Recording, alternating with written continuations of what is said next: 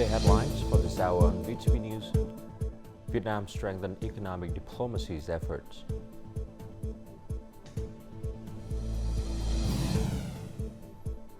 Remains of Vietnamese fallen soldiers found in Provincial province. In war news, China-Myanmar operation nabs over 800 telecom fraud suspects.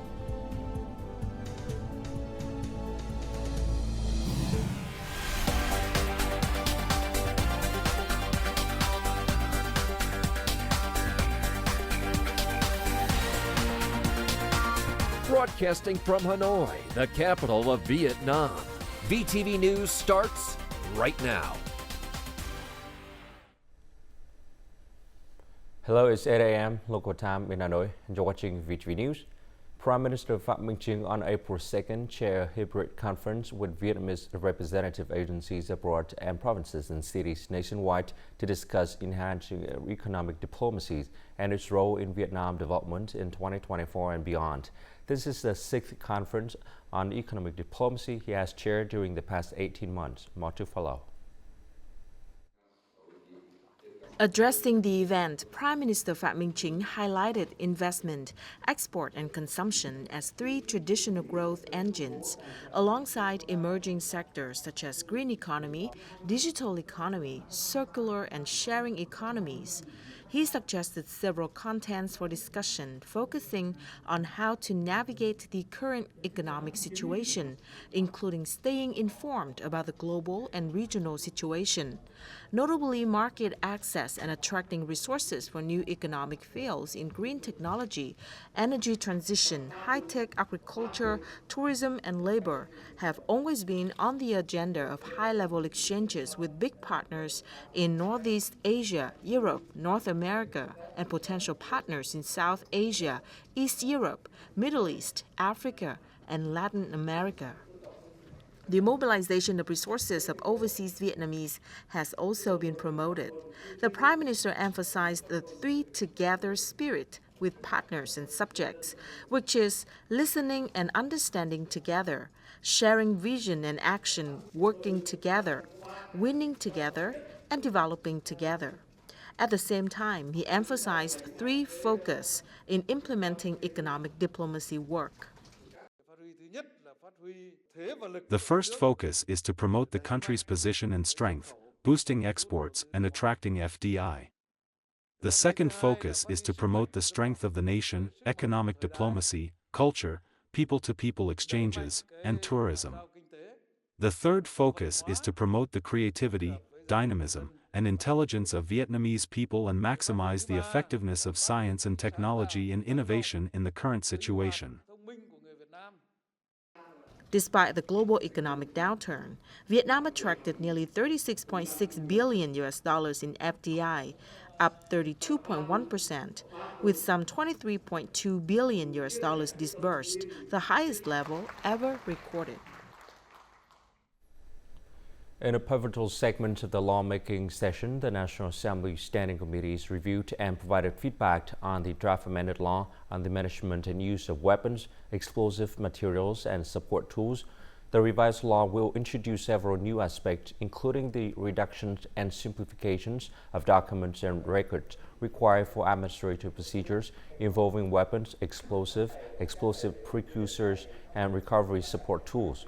Regarding the additions of highly lethal knives to the group of rudimentary weapons, some deputies suggested a thorough analysis and reasonable classifications to both ensure state management and not affect people's daily lives. The drafting agency said that knife used for labor production and daily life purposes is not within the scope of this law. Also at the session, the National Assembly Standing Committee gave opinions on the amended law on trade unions. Continuing her working visit to Japan, Politburo member, permanent member of the Party Central Committee Secretariat, and chairwoman of the Party Central Committee Organization Commissions, Thị Mai, had meetings with presidents of Liberal Democratic Party of Japan, Prime Minister Kishida Fumio, and other Japanese leaders. At meetings, the two sides agreed to maintain regular exchange at all levels, effectively promote cooperation and dialogue mechanisms, and actively facilitate economic trade and investment corporations. Japan will continue to support Vietnam's green transitions, digital transformation, and respond to climate change, as well as create favorable conditions for Vietnam to access and use new generations ODA capital and further participate in Japanese businesses' supply chains. Regarding international and regional issues of common interest, the two sides affirmed to respect international law and the United Nations Charter in resolving international disputes.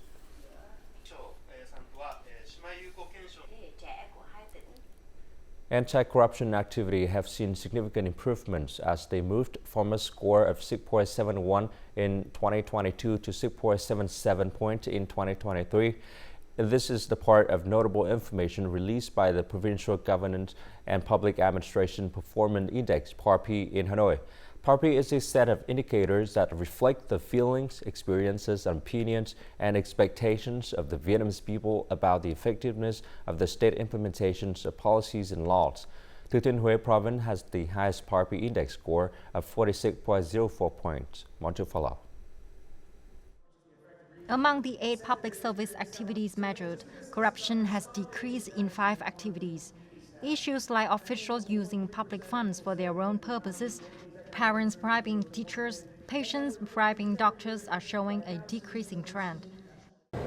Local governments need to build on the improvements that have been made in order to continue advancing and really addressing the drivers of corruption.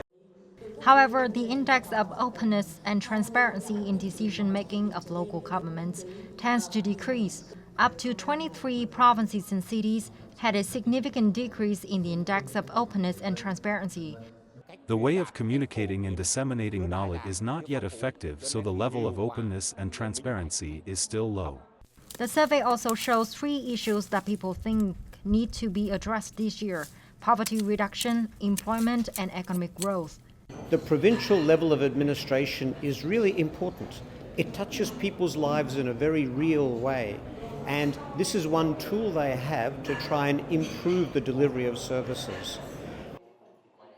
The United Nations Development Programme also assessed that over the past 15 years, Vietnam's provinces and cities have paid more attention to the PAPI index.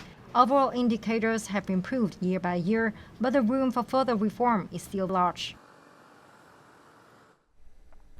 Vietnam's seafood export by the end of the first quarter of 2024 are forecast to reach nearly $2 billion, 8% higher than the same period last year. As for the shrimp industry, after difficulties in 2023, the first quarter of this year has been a clear positive signal for the sector. Localities and businesses set high goals for the whole year 2024. However, barriers and challenges for the shrimp industries are still visible. With orders in the first months of the year increased, this company set a target of at least $12 million for shrimp export turnover in 2024. This company is also actively looking for potential partners to expand the export markets. We strive to reach over $12 million from export. We aim to make good products to export to difficult markets. Bạc Liêu province strives to reach more than $1.2 billion from shrimp export this year. The local shrimp export turnover in the first 3 months of the year was higher than the same period last year.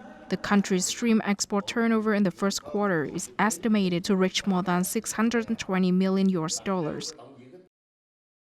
Bạc Liêu strives to export good quality shrimp in 2024. At the same time, we also expand the number of shrimp processing factories and start construction of a shrimp feed factory at capacity of 130,000 tons per year. Vietnam's shrimp industry still has many barriers to increase its competitiveness in the world market. Among them, price is the biggest challenge. Infrastructure for the seafood industry in general and the shrimp industry in particular is still weak, therefore, driving up logistics costs. For many years, we still have not been able to prevent diseases on shrimp that other countries have been able to manage well. Experts say the Vietnamese businesses need to be ready to face challenges and overcome barriers. With Ecuadorian and Indian shrimp being warned about antibiotics and labor issues, there may be new opportunities for Vietnamese seafood. However, this is also a lesson for Vietnamese businesses to be cautious and strictly comply with the regulations of the import market. Credit growth saw a rebound in March following 2 months of decline. By March 25th, total credit has reached roughly $547.8 billion, marking a 0.26% increase from the end of the previous year. The credit growth rate for March alone was about 1%. It is projected that credit growth will continue to rise. At present, most banks provide preferential loan packages with annual interest rate of just 5% for both individuals and businesses. The priority sectors for lending continue to be manufacturing, export, small and medium enterprises, green productions, and high-tech agriculture. Coming up next on VTV News, remains of Vietnamese fallen soldiers found in Bình Dương province.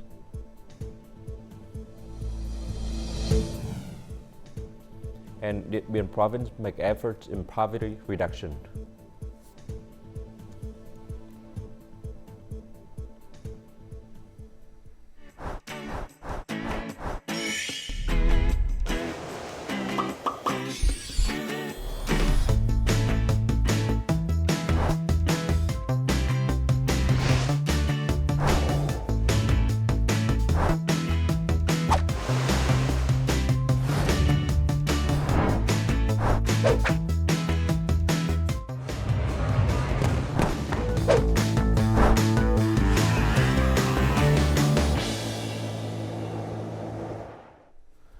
Hydrometeorological experts predict lower level of precipitations this year, leading to an extended dry season. Ho Chi Minh City, with its populations of 10 million and numerous large-scale manufacturing industries, demands a substantial water supply. As such, several solutions have been suggested to secure the city water supply. The water in Linh Đông Ward, Thủ Đức City is highly acidic. As a result, households in the area rely solely on tap water.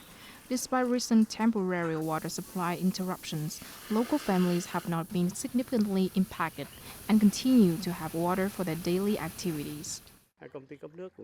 The company supplies water from 10 p.m. to 5 a.m., so our daily lives haven't been affected much. Currently, Ho Chi Minh City is proposing 46 well stations, which were previously water supply stations. These stations have met the water safety storage requirements. In the worst-case scenario, we will reactivate these 46 well stations. When incidents occur in the city's water supply system, the unit will prioritize backup measures for key areas. In addition, the unit is also conducting saltwater treatment. The salinity increases during high tides. There will be times during the day when the salinity decreases. To cope with saltwater intrusion, our pumping stations will operate at maximum capacity to store water in tanks. The Saigon Water Supply Corporation has proposed various long-term solutions. These suggestions include constructing upstream raw water reservoirs for pre-treatment of water and minimizing pollutants in water source through a natural cleaning process. They also recommend building underground storage tanks within the city to ensure a secured water system and to serve as a reserve for clean water sources. According to the Vietnam Coffee and Cocoa Association, dry weather has led to a 20% reduction in coffee production compared to the previous year. In major coffee growing areas like Kon Tum province, farmers are resorting to pumping water from nearly dried up ponds and lakes to salvage their precious coffee trees. The extended hot weather has left farmers in fear of crop failure. Hundreds of hectares of coffee in Bình Minh village, Hamon commune, Đắc Hà district, Kon Tum province, are awaiting irrigation from this reservoir. Despite dozens of pumps being available, only 2 are operational. Farmers have waited days to water their crops, but the supply is barely enough for the parched, scorched coffee areas. I have 5 hectares of coffee trees. Now, each farmer in the area has to take turns watering the coffee trees because the water source is limited. Several people have to share a water pump at once. Đắc Hà district is the key coffee growing area of Kon Tum province, with an area of 12,000 hectares. Many households are focused on mobilizing pumps to draw water from ponds and lakes to prevent coffee trees from burning. Coffee growers can't help but feel restless. The rain stopped nearly 4 to 5 months early, and now the water sources, such as ponds and lakes, have dried up to a dead level. The bottoms of the lakes are solidified with alum. Farmers have to ration each liter of water for their withering coffee trees. In the area, the Daku irrigation project is responsible for watering over 3,000 hectares of coffee. However, the drought has affected the fourth irrigation phase for coffee trees. Additionally, water must be ensured for people's daily lives, so each water channel is regulated every 3 days to ensure production. At present, the water level in 172 reservoirs and dams in Kon Province is only about 50 to 70% of their capacity. The agricultural sector has been urgently diverting water from large irrigation reservoirs to dry areas, but this only satisfies parts of the demand. It is predicted that around 1,000 hectares of coffee in Kon Tum will dry out due to insufficient irrigation water. Saltwater intrusion in the Mekong Delta is more severe, threatening agricultural production. In response, the Kai Lớn Kai Bé irrigation system was completely closed on Tuesday. This irrigation system helps ensure water sources for nearly 350,000 hectares of production land in many localities in the region. 11 sluice gates were closed to prevent the encroachment of salinity. The system operating schedule depends on the high tide level during the day. During the peak seasons of drought and saltwater intrusions, the technical team must remain on duty 24/7. After nearly a month of actively searching over an area of more than 5,000 square meters, at 9 a.m. on April 1st, 2024, remains of a number of Vietnam People's Army martyrs who died in a fierce battle with Australian Army forces participating in the war in Vietnam in June 1968. The searching for remains of fallen soldiers has been persistently carried out by the military commands of BINH province for the past 20 years. The information contribution from the Australian veterans play a crucial part in the initial success of this searching collaboration efforts. More to follow. In the battle at Bắc Tân Uyên, Bình Dương province from May to June 1968, 130 officers and soldiers of the People's Army of Vietnam heroically sacrificed their lives. These are their remains. Based on the information of the coordinates provided by the veterans, after nearly a month of searching, we discovered many remains and relics of the martyrs who sacrificed their lives here during the resistance war against the U.S. Here, 56 years ago, the bodies of Vietnam People's Army martyrs were buried by the Australian Army in mass graves. Over the past 20 years, efforts to collect the remains of martyrs were stagnant due to difficulties in determining the location of the burial pits in the vast rubber forests. This success comes from important information from a number of Australian veterans and their relatives. It's simply a good thing to do for families that know that their sons or brothers, uncles, fathers were killed here. So I'm hoping that this dig site here will produce all those soldiers. It's hard for me to put into words, but all I can say is that the feelings that I have are very strong. They're very strong feelings. To be able to contribute just a small part back to that. The search team has collected the remains of about 12 martyrs and has also gathered a number of documents that can help determine their identities. Efforts are still carried out to determine the location where more than 40 martyrs still lie underground. The Indian Coast Guard pollution control vessel Samudra Pehirda with a crew of 120 sailors led by Captain Suhir Ravindran arrived at Ho Chi Minh City port on Tuesday, commencing a 4-day visit to the city. The visit is hoped to enhance cooperation between the Vietnam Coast Guard and the Indian Coast Guard. The Indian delegation will participate in friendly exchanges, demonstrate pollution response activities, and carry out a joint exercise with the Vietnamese Coast Guard. The visit is organized in line with a Memorandum of Understanding on Cooperation signed by the two sides in 2015.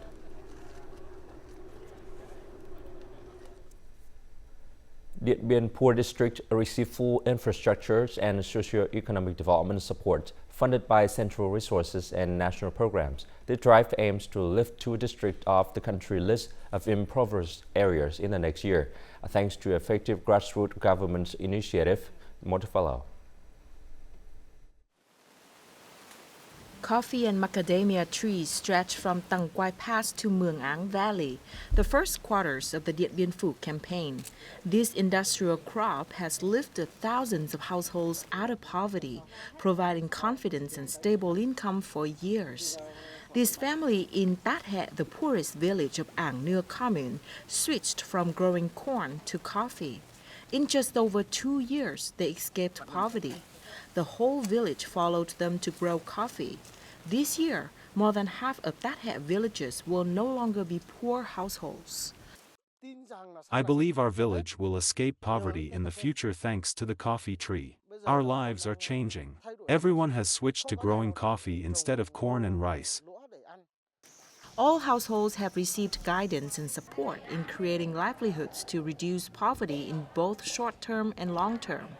This family is the first household to grow pomelo. Their pomelos have been transported from Điện Biên to Hanoi for sale thanks to organic farming. Each year, pomelo and coffee bring this family nearly $40,000 in income. Our family has expanded the plantation.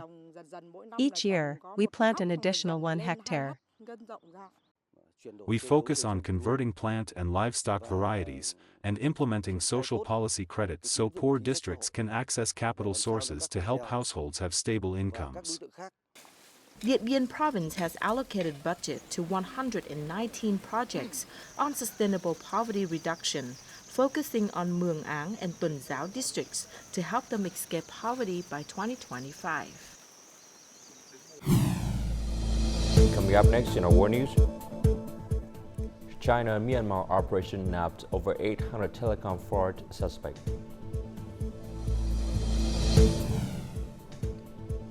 And Brussels 6 UNESCO heritage mark for purple tree and flower carpet.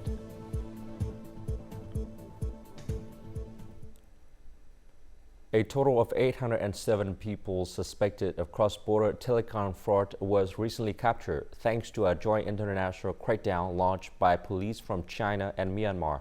Among them, 352 were Chinese nationals and 455 Myanmar citizens who were handled by the Myanmar police. Among the individuals of Chinese nationality, apparent 21 were identified as key members of telecom scam gangs and 51 were suspected fugitive. In addition, a significant quantity of crime-related tools, including computers, mobile phones, and scam scripts, were confiscated during operation. China Ministry of Public Security added that it has also demonstrated the two nations' strong determination and clear stand in jointly combating the cross-border telecom fraud. The Hong Kong-China Special Administrative Region's government began implementing collect waste fees at 14 premises, including government's office building, residential area, shopping centers, restaurants, and nursing homes. According to regulations, people must use designated trash bags or designated labels to throw away trash. Designated labels cost $1.4 each. Designated trash bag comes in sight from 3 to 100 liters, price from 3.8 cents to $1.4. During the pilot period, the trash bags are provided free of charge. There is also information on the steps to recycling food waste and food waste recycling services are available.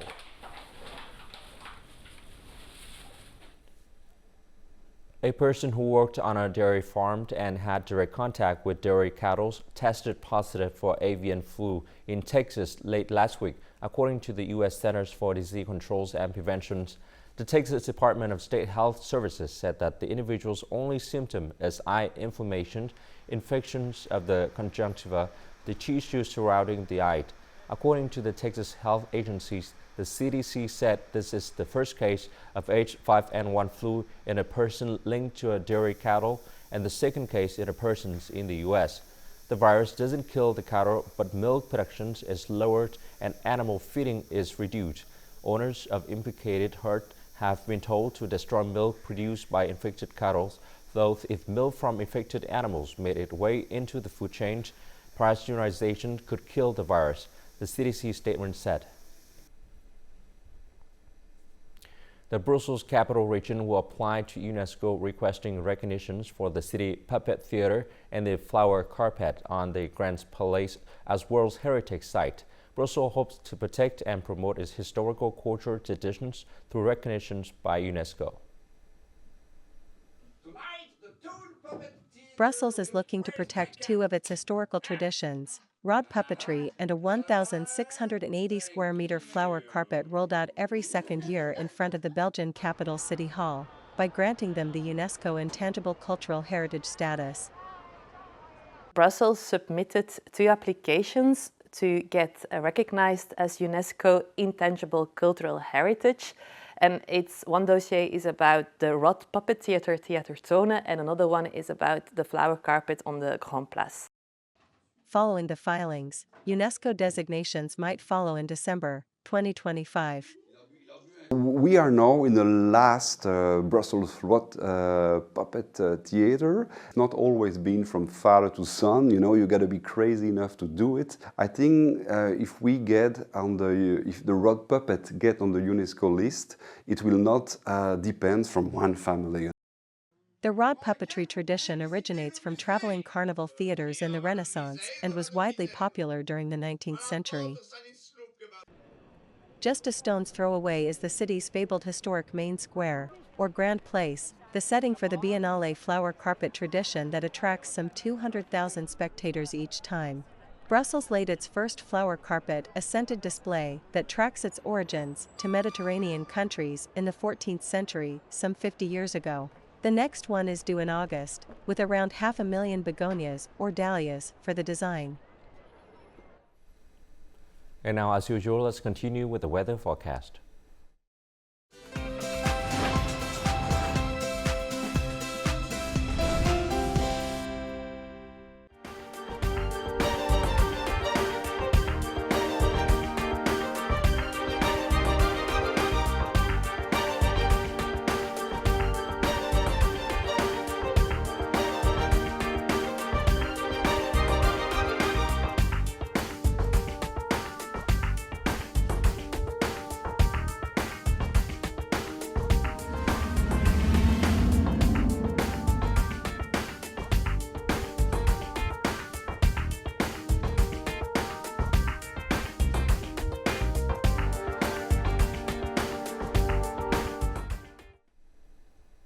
And that's it for VTV News. To rewatch our program, you can log on to vtvgo.vn or download our mobile application VTVgo.